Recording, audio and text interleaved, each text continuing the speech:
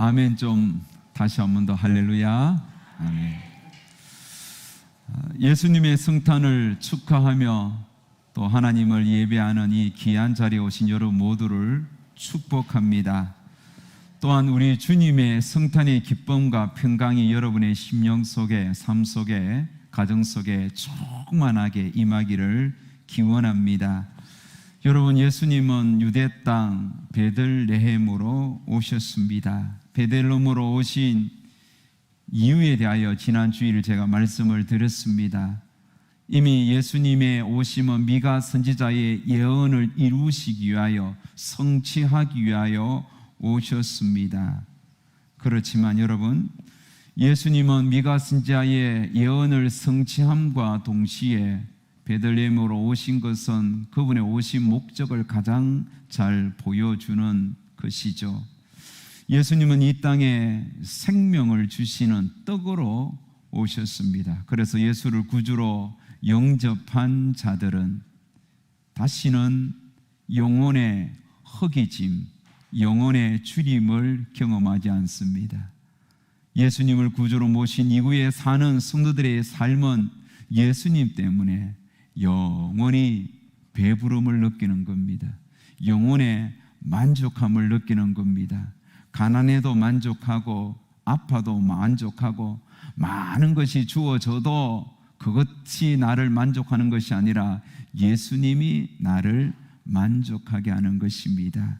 그러게 여러분, 다시 우리는 2020년 성탄절을 맞이하여 이렇게 성탄 예배를 드리는데, 이 예배를 드리면서 다시 한 번 더 여러분, 예수님으로 인하 여러분의 인생의 배부름을 경험하시기를 주의 이름으로 축복합니다. 예수님이 탄생하던 때에 이스라엘은 로마의 지배 아래 있었습니다. 로마 당시 황제 가이사 아구스토는 자신의 그런 힘을 자랑하기 위하여, 또 자신의 어떤 권위를 한번 드러내기 위하여 자신이 정복한 모든 민족들의, 백성들의 인구조사를 명합니다. 인구조사를 하기 위해서는 그들의 본족으로 돌아가서 호적 신고를 해야 되는 겁니다. 우리나라도 지금은 자유롭게 어디서나 이렇게 각종 호적에 관계된 서류를 어디서나 다 이렇게 뗄 수 있지만은, 이렇게 뗀 지가 불과 얼마 전입니다. 여러분, 전에는 다 본적으로 가야만 했습니다. 저도 어떤 호적 초본을 떼기 위해서 제 고향 본적으로 가서 그 이만한 호적 그 장부들, 거기에서 제가 기록된 그 호적 그 기록지를 뽑아서 거기에서 면석이가 호적 등본을, 호적 초본을 떼주는 기억이 아직도 생생합니다.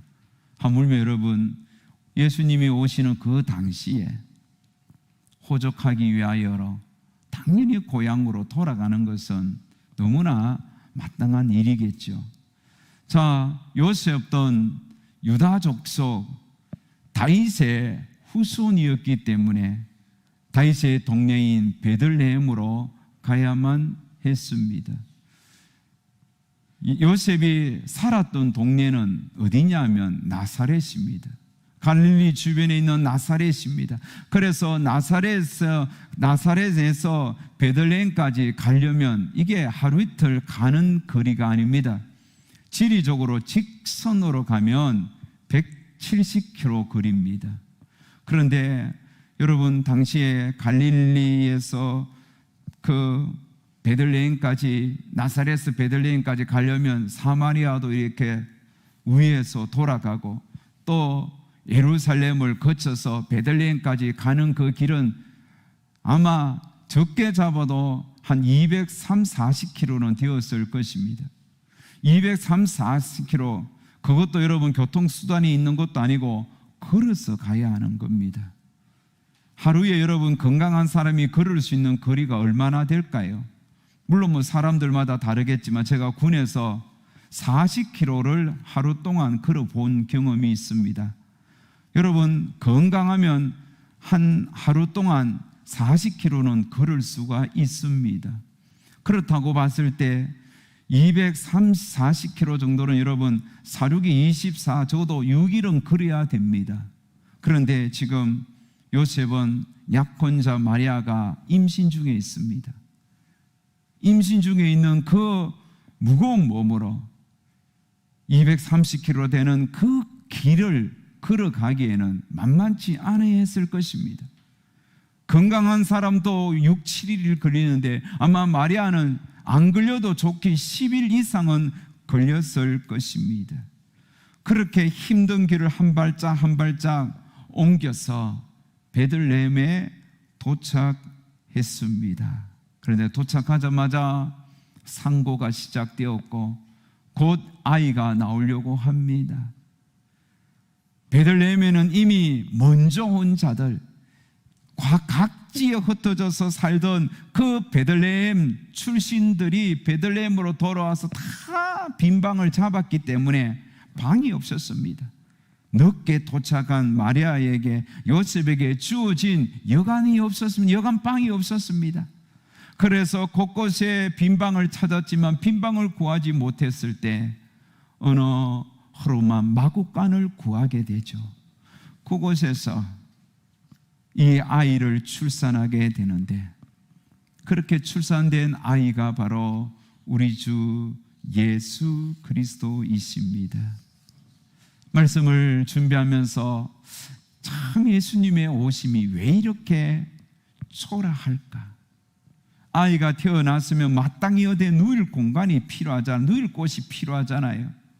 그래서 말구유, 그것을 이렇게 쭉 대충 정리하고 뭔가 이렇게 옷을 하나 걸치고 거기에 예수님을 누이었던 겁니다. 저는 시골에서 자랐기 때문에 마구간이 어떤 곳인지 잘 압니다. 여러분, 마구간은 참 냄새가 고약한 곳이죠. 짐승들이 배설한 그 오물이 풍기는 그 악취, 이거 뭐 코를 막아도 얼마나 그게 독한지 모릅니다. 고약합니다. 그렇게 악취가 풍기는 것이 마구간이에요. 뿐만 아니라 곳곳에 거미줄이 쳐져 있겠죠. 또 쥐들이 돌아다니고 각종 곤충이나 모기, 파리떼, 여러분 건강상 얼마나 그 위생상 좋지 않는 곳입니까? 기생충들이 아마 바글바글 거렸을 것입니다. 그런 마구간에 예수님이 태어났다는 것, 너무 초라하다는 느낌을 받습니다. 아니, 왕이신 하나님이, 사실 예수님이 이 땅에 오신 것은 하나님이 인간의 몸으로 이 땅에 오신 거잖아요. 하나님이 우리 가운데 나타나신 것이에요.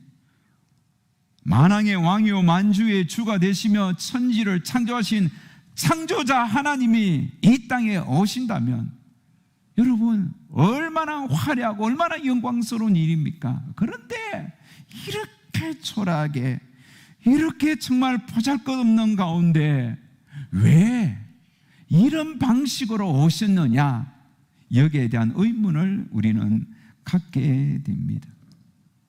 많고 많은 장소 중에 왜 마구간으로 오시느냐 이거예요. 그렇게 더러운 곳, 그렇게 냄새나는 그런 마구간으로 오셔야 하는 겁니까? 여러분, 참새 한 마리도 하나님의 뜻이 아니면 떨어지는 법이 없는데 가장 그렇게 보잘것없는 마구간으로 오신 이유가 있지 않겠습니까? 여러분, 여기에 대한 질문의 해답은 너무나 명확합니다.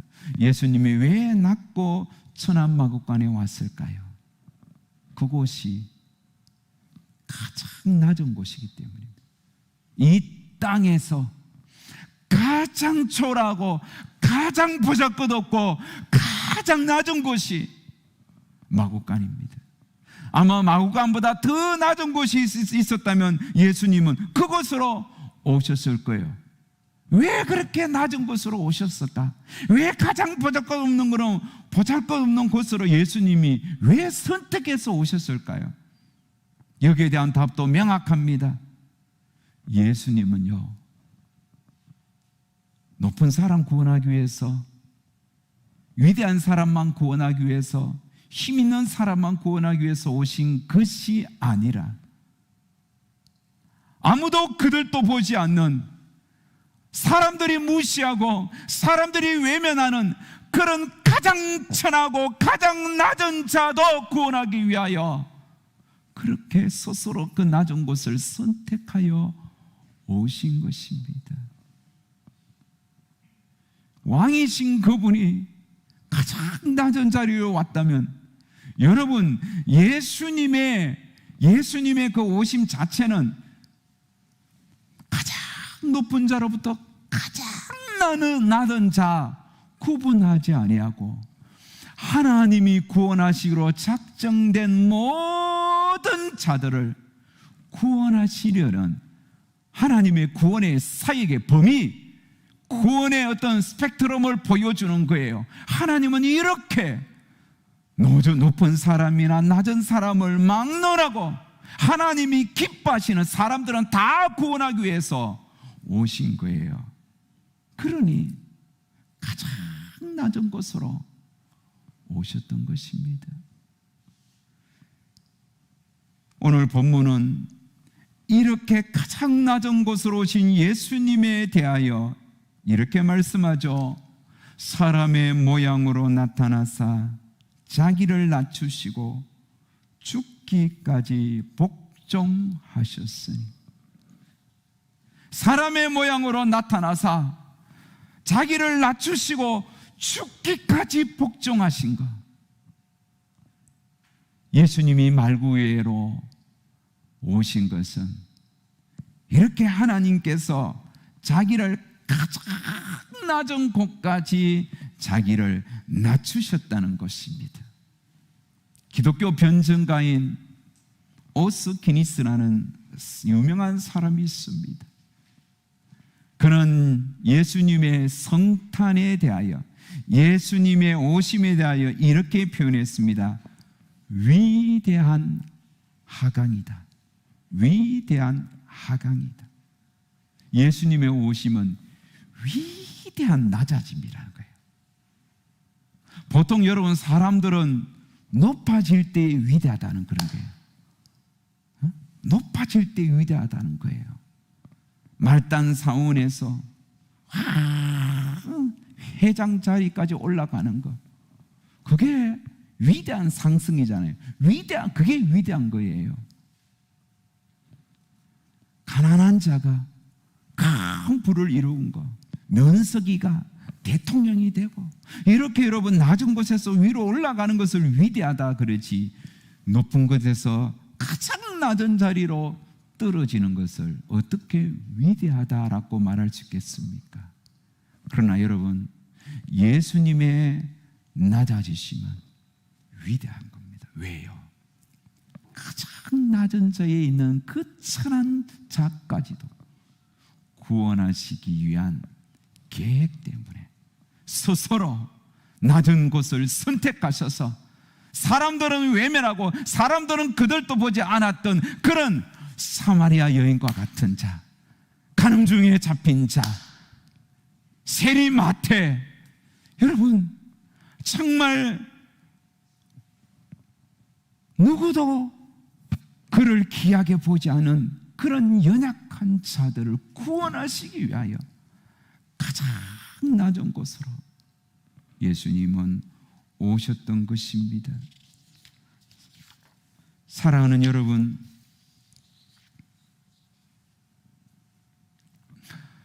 예수님이 이렇게 가장 낮은 곳에 왔는데 예수님이 돌아가실 때는 더 낮은 곳으로 내려갔습니다.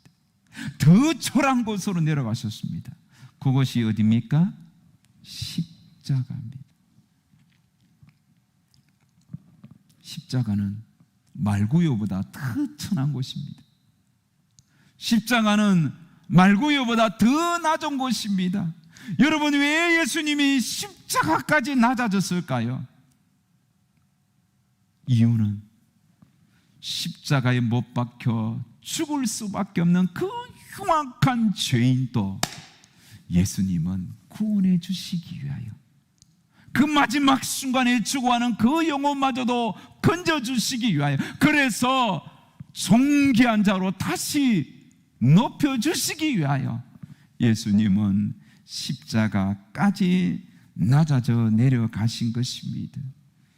그래서 오늘 본문에는 이런 예수님의 모습에 대하여 이렇게 소개합니다. 그는 근본 하나님의 본체시나 하나님과 동등됨을 취할 것으로 여기지 아니하시고 오히려 자기를 비워 종의 형체를 가지사 사람들과 같이 되셨고 사람의 모양으로 나타나사 자기를 낮추시고 죽기까지 복종하셨으니 그 십자가에 죽으심이라. 예수님의 오심은 처음부터 이렇게 십자가까지 낮아져서 십자가까지 내려가셔서 죽으시기 위하여 오신 것입니다.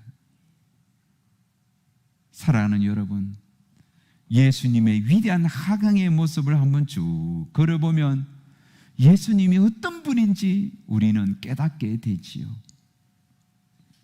예수님이 왜 종의 형체로 하강하셨습니까?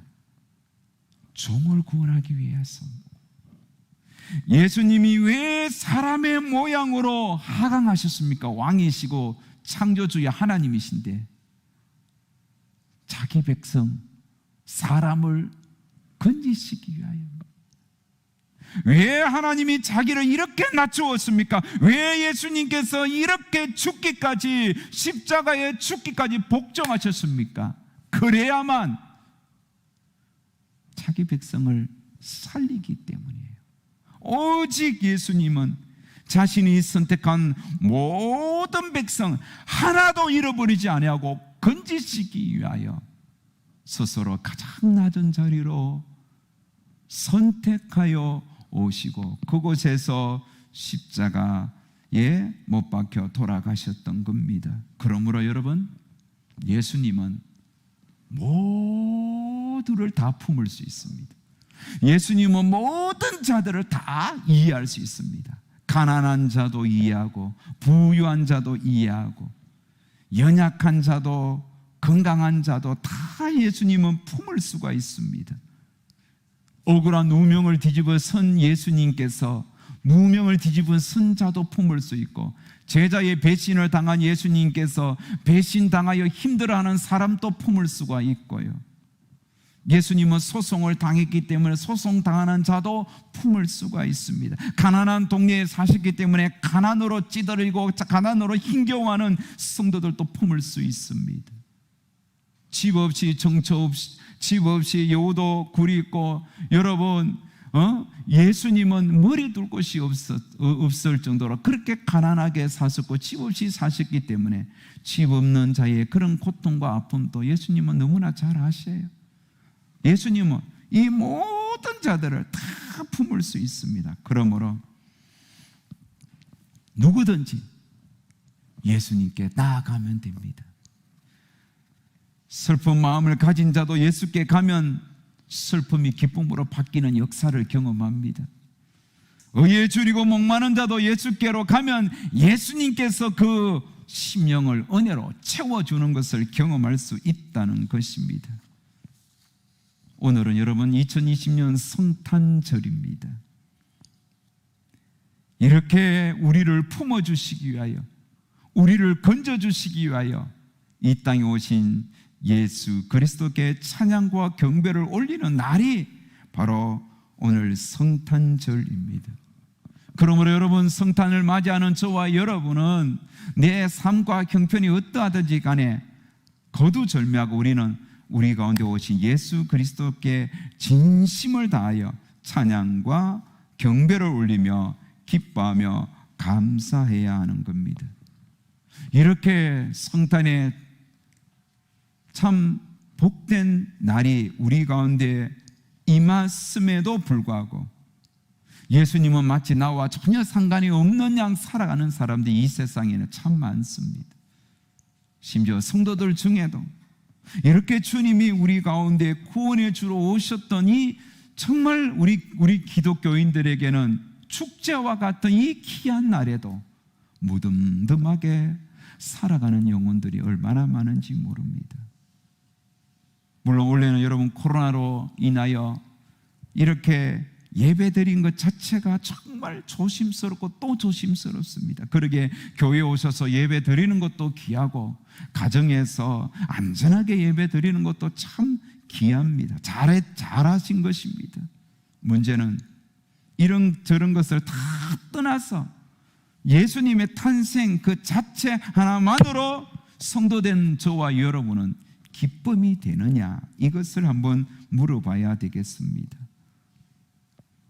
우리의 처한 현실이 힘들고 지치고 낙심케 되지만 그럼에도 불구하고 이런 환경과 전혀 상관없이 예수님 오신 자체 하나만으로 오늘 우리가는 하나님께 영광이 되고 기쁨이 되고 감사가 되어야 하는 것입니다.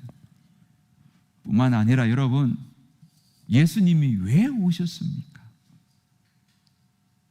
당시에 그런 낮은 자도 높은 자도 병약한 자도 강한 자도 다 주님이 구원하기 위해서 오셨던 것처럼 오늘 우리는 이미 성탄의 주인으로 오신 이 예수님을 우리가 어떻게 대해야 됩니까? 우리는 주님을 의지하며 살아야 되겠습니다. 우리와 영원히 함께 하시기 위하여 오신 예수님을 우리는 여러분 의지하며 사셔야 됩니다. 힘들수록 더 예수님을 의지하십시오. 예수님이 우리 편이 되어 주시기 위하여 심지어 가장 어리석고 낮은 그들의 편이 되게 주시기 위하여 그렇게 낮은 곳으로 오셨는데, 이렇게 예수님이 진짜 우리 편이 되어 주시기 위하여 우리에게 왔다면 우리는 이 예수님에게 모든 것을 맡기고 예수님을 의지하면서 예수님을 붙잡고 그렇게 살아가야 하겠습니다. 저는 종종 부르는 찬송 중에 이 찬양을 참 좋아합니다. 예수님은 누구신가? 우는 자의 위로 되시며 없는 자의 풍성이며 약한 자의 강함 되시는. 여러분, 예수님은 참 우는 자의 위로가 되어 주시기에 왔습니다. 예수님은 없고 가난한 자들에게 풍성함을 주시기 위해 왔습니다. 예수님은 정말 죽은 자의 부활이 되어 주시기 위하여 우리 가운데 왔습니다. 예수님은 병든 자의 고침이 되기 위하여 이 땅에 오셨습니다. 그러므로 사랑하는 여러분, 우리 가운데 이렇게 우리와 영원히 함께 하시기 위하여 오신 예수 그리스도를 오늘 다시 여러분 깊이 생각하시고 주님을 더 많이 사랑하시고 의지하십시오. 가장 낮은 곳으로 오신 주님이 우리와 영원히 함께 하시는데 힘들고 어려운 일들이 있다 할지라도 낙심하지 마시고 그 주님 붙들고 강건하게 살아가는 우리 모든 성도님들 되시기를 주의 이름으로 축복합니다.